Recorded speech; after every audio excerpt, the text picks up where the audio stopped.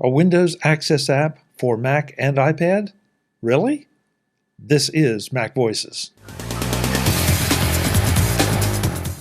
This edition of MacVoices is supported by MacVoices Live, our weekly live panel discussion of what is going on in the Apple space, as well as the larger tech world, and how it is impacting you.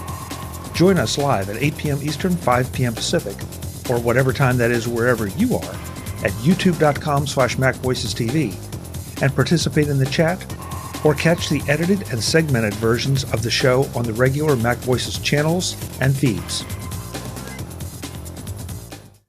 Welcome to MacVoices. This is the talk of the Apple community, and I'm Chuck Joyner. Folks, one more quick reminder that this MacVoices Live session was recorded using some software we were testing out, and so the audio and video may look and sound just a little rough or a little different than it usually does. Sorry about that. This is what happens when you try a live fire exercise and things don't work exactly as planned, but probably more user error than software error. Anyway, let's go back and let the panel start up a discussion about a Mac and iPad app that has something to do with Windows. All right, so I have two other things that I want to bring up that are potentially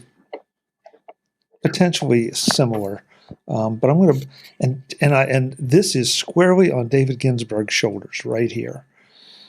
Okay, so oh boy, Dave, you deserve anything you get out of this, because he had the audacity to post this into our Slack. Actually, I did that. Oh, did you? Oh, Ben. Then Ben. Blame Ben. So Ben, you explain yourself.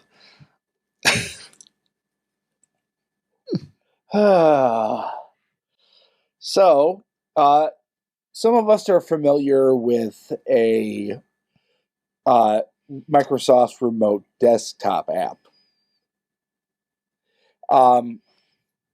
I tried to forget it because of the pain in my butt every workday, but it was required to do business. Essentially, this Windows app is an attempt to take that same concept and make it more user-friendly. Right now, it is in preview, alpha, beta, whatever, but it looks interesting for those who have to work within a Windows environment, both on Mac and other platforms. To explain it better, that would be Dave Ginsburg.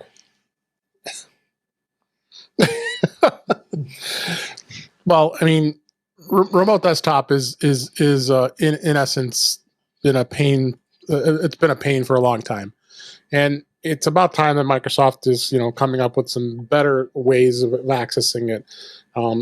You're also dealing with Azure Virtual Desktop in the enterprise world, where you have to create those virtual desktops to be able to do work, and then when you don't want to have a dedicated machine that's set up, so that's virtual. Well, this is good. This is just going to be another entrance to being able to get to that. Same thing if you want to be able to just remote desktop into from a Mac into a Windows machine. I do that all the time, remoting into my Windows machine from my Mac, but I have to use remote desktop to do that. So there are people who want, like me, who want to live in the Mac world, but unfortunately, it have to be in Windows, which is that's the biggest pain point of it all. But it's good to see that Microsoft is doing a better job with coming up with better tools. They'll never be perfect, and I know Chuck's feeling of that is true of the fact that they'll never be perfect, nor will they be good. That's basically in essence what it is. I'm curious. I don't want to be an Apple guy trying to read Apple into everything, but what's the big benefit? Well, what's the big benefit of Microsoft making a Mac or an Apple app for this, called what you will? Because if I'm understanding it right, you can take this and you'll be able to log into your Windows PC from your Mac. So, I mean, that's fine. I'm not sure that there aren't utilities out there already that could do that effectively. with all the things that they seem to ignore on the Mac and all the feature sets, I was surprised that they would take this and include the Mac as an option for use. Well, that's the thing. They're not ignoring Mac. I mean, as much as you think they are, I'm seeing change. I mean, again, I work in the Azure world too, and you're trying to get Azure to work with Macs more and more because there are more companies out there who are using Macs over Windows machines. And in the case of a company like Cisco or Walmart and some of the many other big corporations are doing that because they're offering the use of Macs in the environment. But unfortunately, most of their systems are going to also be in the Windows world, where it's when it's virtual servers and then SharePoint and a lot of that stuff. But so I'm seeing some traction on with Microsoft products and working with Mac. It's a little bit of ways to go. This is a good start. I mean, and the good thing is that this Windows app platform does go across all of the platforms I just mentioned, including they're calling it Windows 365 now, which is a kind of a, I think their branding is like to come up with that for cloud-based Windows and the Windows developer boxes as well as the remote PC. So they really have packaged this over into looks like 5 different areas of being able to get access to these systems, including Mac. So, okay, I issue plus a formal. We are. Go, Ben. Go ahead, Ben. Plus, we are coming off of a pandemic where many people worked from home. Why Right. IT departments can largely determine what people use in an office. People aren't just going to go buy a brand new PC if they have to remote in from work. So, right, and that's quite frankly, me being on it. Oh, go ahead, Dave. No, go ahead. Finish. Within the company I worked for during that time, working with my Mac was not quite as good of an experience as it was for the people on PCs. The people within the IT department were largely not Mac people. So having a better experience benefits both the IT departments and Microsoft. Yep. Again, I go back to the big corporations. IBM's another one. IBM has 150,000 Macs in their environment, and they have PCs too. So this being able to manage the Windows environment and being able to get access to that, why would you want to? You have that many Macs. Their return on investment on Macs is twofold. They're saving money in the long run because of lot less support issues and all that. But when you want to be able to get access to Windows-based environment, working in the world of Azure and virtual desktops is the way to go these days. Now, there was virtualization out there for many years, was poor at best when you virtualized it. Beyond on a Mac, when you use something like Fusion or if you use Parallels, but again, you can't. A lot of times that's tough to manage because companies want to be able to manage those virtual machines, and that's where Azure came into play. So now they manage them. Developers can now go into those machines and not have to maintain a particular machine that they're working on, especially if they're using even though they're using a PC. There's times where people have PCs that they go into an Azure virtual desktop because of it's their sandbox and not have to mess up their own machine. We're pretty much wrapping up. I did want to bring up one other thing, though, that happened to me. I shared this with Dave earlier. And Dave, I did a little extra research on it. So this afternoon... I did too. Oh, did you? Okay, then maybe we'll have competing research. But this afternoon, I decided to try out the image generator that is accessed through Bing, which is Microsoft's search engine. So I went and I did it. Apparently, in order to access the image generator, you have to sign in with your Microsoft account. Okay, I have a Microsoft account. I hate to admit that, but I do. And so I signed in. and it generated an image or two for me as a test. And yeah, okay, it was very, very interesting. And then a little while later, I got a note from Microsoft, an email that said basically, "Welcome to Bing. We have a new version of Bing out, and in order to access that, we need to have your birth date. So log in at this link and give us your birth date, and you'll get access to this new version of Bing." Why do they need my birth date? Now, I did check the link, and it did look like a legitimate Bing Microsoft-oriented link. So I did not do it, but and I will give Microsoft credit for this. I can only think of two reasons. One is that if these image generators can generate adult content, or if they can generate content that is something that you would not want underage users to have access to, like having somebody smoking or having somebody drinking or using drugs or something like, or, an image of a drug user. So if that's the case, then I withdraw my objection. If it's not the case, then I don't know. I have a problem with it. Now, Dave, that's as far as my research got. What did you find out?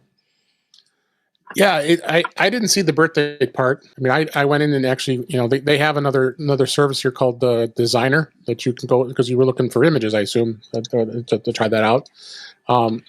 And it looks like that's in preview right now, but it adds it into the sidebar into the Edge browser. And we already knew that Bing was already having the power with the AI search. So I did not see the actual asking of the birth date, so with the image generator. So I have the feeling of, like, I think you hit the nail on the head there, is the fact that there might be some inappropriate content, and they want to make sure that you're within age that you can you are able to view that in their view. So and I guess my reaction back is that I can go to a lot of other sites that have adult-oriented content, and you can read that any way you want, and all I have to do is click "I'm over 18" or "I'm not," and I'm not required to give them a specific birth date. Right. So, if I guess this is one of those things where I'm feeling a little shaky about it, and I'm going to go and do a little more research. But if you decide to go this direction, just be aware. First of all, if nothing else, check the link, make sure it's legit. And so this does appear to be legit. But it just was a very weird thing, and it seemed way too coincidental to have happened right after I actually logged into Bing. Because I really don't think, if I've ever logged into Bing, it's been a long time. Now you went to the site, the image creator, right? I went to Bing and then went through to get to image creator. Right. And because it's bing.com/create is the site. So I didn't try this yet, but I'd like to see. But even Eric made a comment in our private chat saying that there is no age restriction to this. So I don't know where you saw that, Eric. Yeah, Eric, where did you find that age restriction or not let go?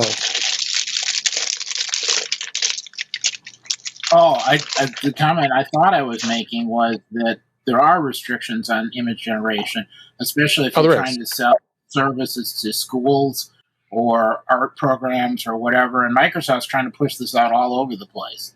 So being able to do some sort of controls, I guess I was just surprised if you have a Microsoft account, they don't already know how old you are and have your birth date. I consider that a feature. Congratulate yourself on being able to keep that information out of your profile. Honestly, I signed up for that account so long ago, I don't even remember where or why. So maybe they weren't collecting that information at the time. I don't know. Well, I mean, I have Apple, an office. Fair point. Fair point. Apple does ask for birth dates. It's just that it's Apple. And so I feel a little bit better with it. Guys, thank you. This has been sort of first of all, it's been a very different kind of conversation, but it's also been a bit of a test. I'll be very anxious to see what the recording looks like. If you can't tell, folks, we've had some delays on our end back and forth, so that's why we've been stepping on each other and having a few issues. But, it is what it is. So this is how you test out. We may go back to Zoom next week until I can work out some of the bugs, but so consider this a live fire test. But I want to thank everybody for being here and wish you all a happy Thanksgiving. It looks like we've lost Ben and Brittany. I don't know if that was by choice or not, but so I'll wish them, if they don't make it back, a happy Thanksgiving. So let's go. Oh, wait, there's Ben is back. So let's go around the room, let folks know where they can find you all, and then we'll get out of here and head toward Turkey Day. So just taking the same order I did before. Dave Ginsburg, thank you so much for being here and sharing your Microsoft knowledge. I'm sorry you have it. Where can folks find you? Hey, it pays the bills. Thanks for having me. You can find me at In Touch with iOS and intouchwithios.com. This week, because of the holiday, we're going to be recording on Friday afternoon. So by the time you see this, you probably know that. So just want to let you know that. My YouTube channel is youtube.com/intouchwithios. You can find me here on Tuesdays and also on the Mac Show on the British Tech Network on Fridays, as well as I'm on Mastodon at DaveG65 at mastodon.club. Thanks again, Joe. Great. Thank you, Dave. And Brittany put in our private chat that I didn't know it. She had to go. So, Brittany, thank you for being here. We will catch you next time. Eric Bolden, thank you for being here. Yeah, I've enjoyed playing with Brave browser and avoiding Chrome yet again. It's worked out pretty well. For anyone trying to find me, I'm on usually on Mastodon, EA Bolden at techhub.social. Jeff Gammett, thank you so much for being here. Appreciate it. As always, where can folks connect with you? Well, first, Chuck, you are such a trooper. You have taken a show that's been fraught with technical problems and have managed to get us all the way through to the end. Well done, sir. Before it blew up. Well, Ben's browser crashed, my browser crashed, and other stuff is going on. And I'm sure someone somewhere will tell us Mercury is in retrograde. Anyhow, social medias, Jay Gammett, pretty much everywhere. Mastodon, Instagram, and now Threads. That's where I'm most active. And then shows, I'm here with you on Tuesday, so thank you for letting me join in. Then on Thursdays, Dave is gracious enough to let me join in on In Touch with iOS. Then for the British Tech Network, the Big Show on Thursdays, the Mac Show on Fridays, and Brian Chaffin and I record the Context Machine as well. Thank you, Jeff. Thank you. Jim Ray, thank you for being here. Where can folks connect with you? Well, actually, I was just realizing this week there's sort of a new place where you can connect with me, which is app.indieappsales.com, which is a Black Friday thing. There's currently saying there's over 300 indie Mac, iOS, and iPad apps that are all on sale for the weekend. And one of them is Panorama, which is my app. So nice. That's a good place. And then, of course, also on Mastodon.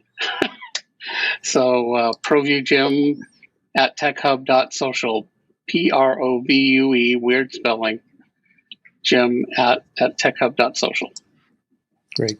Thank you, Jim. So, good to see you. Happy Thanksgiving, everybody. To you as well. Brian Flanagan Arthurs, you may survive the night with the Green Bay shirt on. Where can folks find you? Well, I hope that they survive the matchup against the Lions on Thanksgiving as well. But people can find me on Mastodon, Brian8944 at mastodon.cloud. And in the spirit of things, very thankful for being a part of tonight's show. Thank you for having me.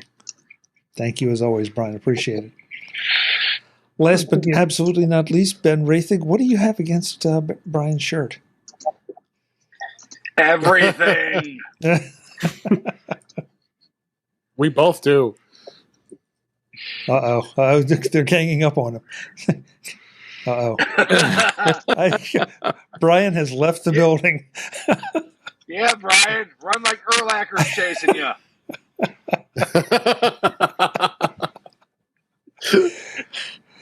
You know, Brian's ready now to become a Brian sandwich. Okay. I'm for those of you who are listening in audio only, Brian now has a slice of cheese on his head. Oh my gosh! That's not a euphemism. No, it hasn't. It's really lagged. I didn't see it yet. Oh, did you? Ben Rathig, where can folks connect with you when you're not picking on Brian? Well, Chuck, you can find me at Ben Rathig on your social media of choice. Rathig.tech for my writings. On Thursdays, you can find me on In Touch with iOS with Mr. Dave Ginsburg. Thursday and Friday on the British Tech Network with that Jeff Gamet fellow. And you can find me most Tuesdays here on MacVoices with Chuck Joyner. Thank you, Ben. Good to have you as always. So happy Thanksgiving to everyone on the panel. Wherever you are, I hope you have a great holiday with you and yours. And for heaven's sake, safe travels, because if you do watch any of the news shows, they tell you that it's going to be crazy out there. So please be safe. We want to see you back here next Tuesday. This is MacVoices Live. Again, we do this Tuesdays. We just did it this Tuesday. We'll do it again next Tuesday. I definitely want to thank the folks in the chat room for providing some feedback on our little experiment. I want to thank everyone listening and watching for dealing with, helping us deal with some of this stuff and for putting up with it. We'll see what happens next week. Until then, and as always, thanks for watching.